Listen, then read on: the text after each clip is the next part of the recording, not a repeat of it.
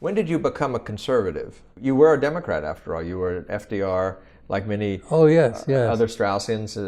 You were But FDR Democrat. What kept me a Democrat during the 1950s, though, I had been, of course, a great fan of Adlai Stevenson, like all the other Straussians I knew. But the fact that in the Senate, the Hawks were all Democrats. Scoop Jackson was the leader of that movement, so to speak. And people, I heard just today on the radio that, well, why the Democratic Party is not the Democratic Party that we want to do under FDR or the time of Scoop Jackson. And so it was because you're saying of the anti-communism of the Democrats versus the reputation for, the lingering reputation for isolationism on the Republican not side? so lingering.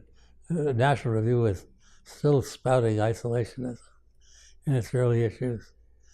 There was I forget. It was vigorously anti-communist, though, from the very beginning. Yes, yes. So was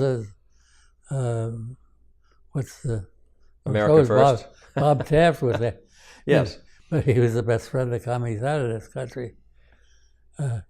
He contributed a lot in the post-war period by trying to bring the boys home from Europe as fast and as completely as possible, leaving Europe exposed to the power of the Red Army, which was the dominant factor in the Cold War. But in a way, you're only building the suspense. Despite all this, you become a Republican and a conservative. One of the books which certainly influenced me greatly was Hayek's Road to Serfdom, which was certainly a non-Straussian book, but I thought gave a clear demonstration as to why the controlled economy turns into despotism. Is despotism even before it becomes conscious of itself. Do you remember when you read that book? It was published in 1944, I believe. 44, 46. I think before 45. I think it was 40. I think I read it not long after its publication. And one of the curious things about Road to Serfdom is that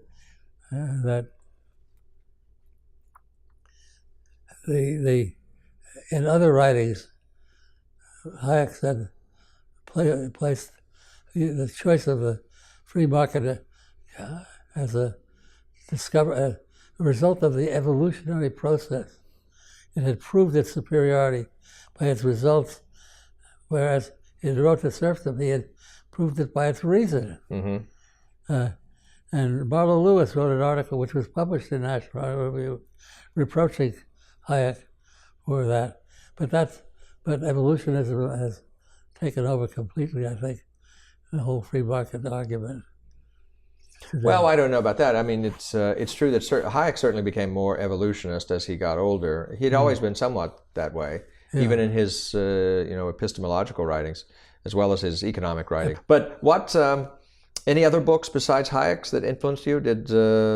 When did you actually make the turn? And by the way, chronologically, when did you? Well, I can say when I changed my party registration, and that was after the Bay of Pigs, because I was remember Kennedy campaigned. One of his main campaign principles was that Eisenhower had allowed what's the word? Or the missile gap. Missile gap. That's right. And it turned out that there was a missile gap, but it was on our side, not on their side.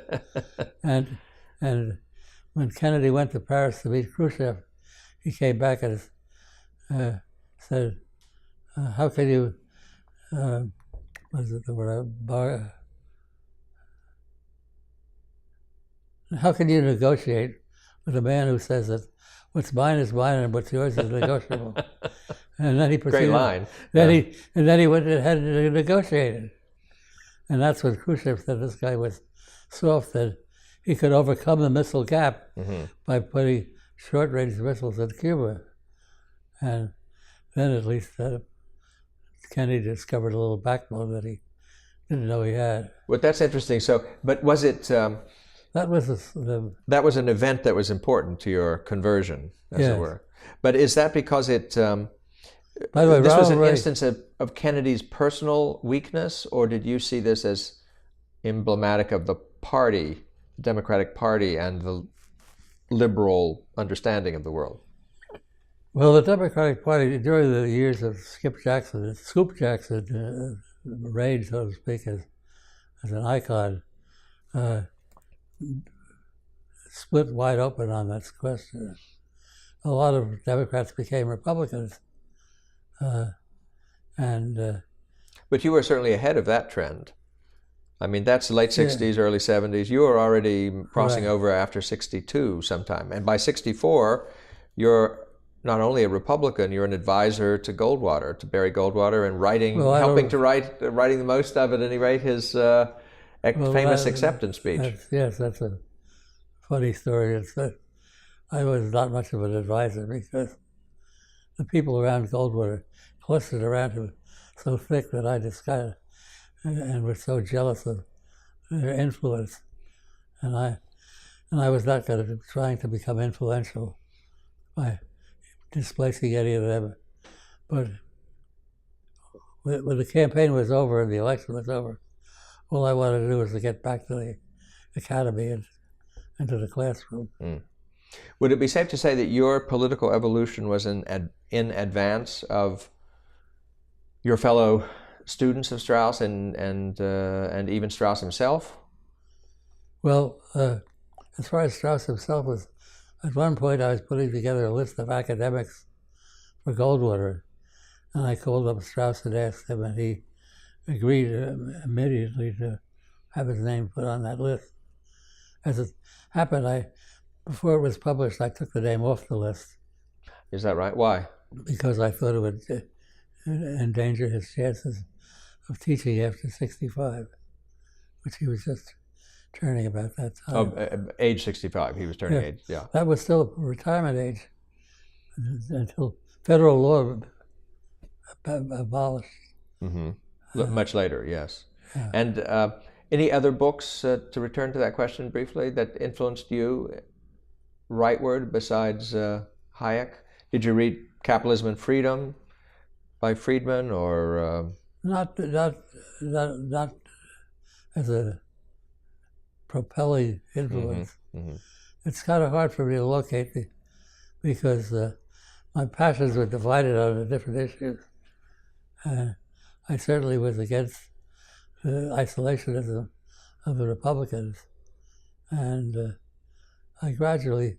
But by then, certainly, I mean, National Review was heavily, heavily invested in winning the Cold War, fighting and winning the Cold War. It wasn't really isolationist anymore.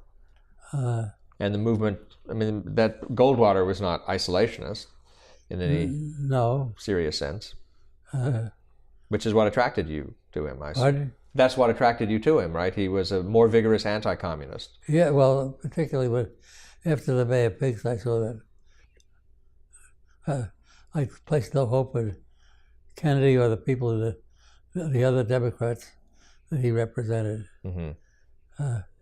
Adlai Stevenson was much more cold or oriented than Kennedy was. Did you ever have any particular political admiration for Nixon?